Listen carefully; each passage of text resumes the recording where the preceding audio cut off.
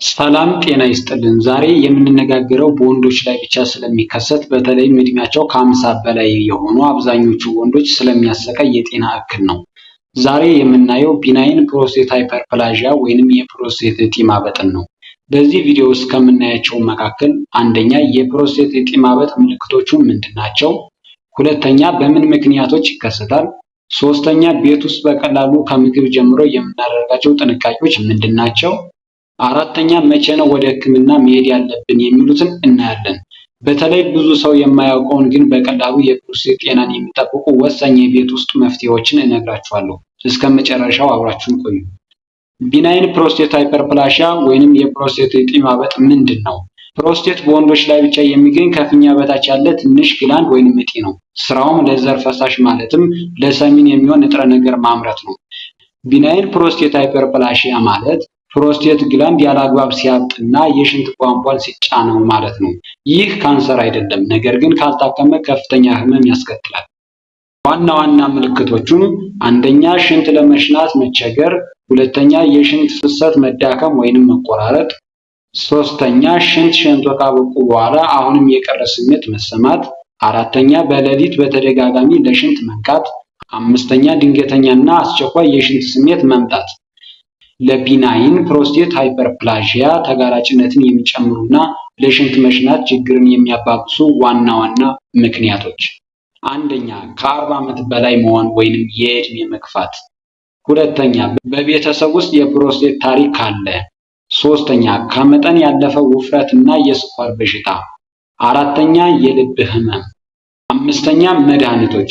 አንዳንድ ለሌላ ህመም የምንወስዳቸው መድኃኒቶች የፕሮስቴት እጢ ምልክቶችን በእጅጉ ሊያባብሱ ይችላሉ። ከነዚህም መካከል አንደኛ የጉንፋን መድኃኒቶች። እነዚህ መድኃኒቶች የሽንት ቧንቧ ጡንቻዎችን እንዲኮማተሩ በማድረግ ሽንት ለመሽናት የበለጠ አስቸጋሪ ያደርጋሉ። ሁለተኛ የአለርጂ መድኃኒቶች። እነዚህ ደግሞ የፊኛ ጡንቻ እንዳይላላ ስለሚያደርጉ ሽንትን መያዝ ወይንም መቆለፍ ሊያስከትሉ ይችላሉ። ሶስተኛ አልኮል። እነዚህ ደግሞ የፕሮስቴት እጢ ላለባቸው ወንዶች ላይ የባሰ ችግር ይፈጥራሉ። እንዴት ከተባለ አንደኛ የጡንቻ መላላት። አልኮል የፊኛ ጡንቻዎችን በአግባቡ እንዳይኮማተሩ ስለሚያደርግ ሽንትን ሙሉ በሙሉ መሽናት እንዳይቻል ያደርጋሉ። በተጨማሪም አልኮል መጠጣት የሽንትን መጠን ስለሚጨምርና የፊኛ ጡንቻን ስለሚያደክም በሌሊት በተደጋጋሚ እንድንነሳና ሽንታችን እንዲቆለፍ ሊያደርግ ይችላል። ስለዚህ የፕሮስቴት ምልክቶች ካሉባችሁ አልኮልን መቀነስና መድኃኒቶችን ስትወስዱ ዶክተር ማማከር አስፈላጊ ነው። ቤቶ ውስጥ እነዚህን በማድረግ ምልክቶችን መቀነስ ይቻላል። ከነዚህም መካከል ሊንኮፒን ንጥረ ነገር ያላቸው ምግቦችን በመመገብ። እነዚህ ምግቦች በወንዶች ላይ የሚከሰተውን የፕሮስቴት እጢ ጤና ለመጠበቅና ከካንሰር ለመከላከል ከፍተኛ ሚና እንዳላቸው ይታመናል። ከነዚህም ምግቦች መካከል አንደኛ ቲማቲም፣ በተለይ ተቀቅለው ሲበላ ለፕሮስቴት ጤና በጣም ተመራጭ ነው። ሁለተኛ የዱባ ፍሬ። የዱባ ፍሬ በውስጡ ባለው ዚንክ ምክንያት የፕሮስቴት እብጠትን በመቀነስ ረገድ ትልቅ ሚና አለው። ሶስተኛ የአካል ብቃት እንቅስቃሴ። ይህ የሰውነት ክብደትን መቀነስ የሽንት መቆራረጥን ይቀንሳል ማለት ነው። አራተኛ ከመተኛት በፊት ፈሳሽ መቀነስ።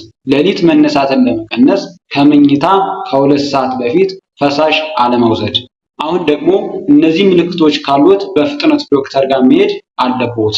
አንደኛ ሽንት መሽናት አለመቻል፣ ሁለተኛ በሽንት ውስጥ ደም ማየት፣ ሶስተኛ ሽንት ሲሸኑ ማቃጠል ወይንም የጀርባ ህመም ካለ፣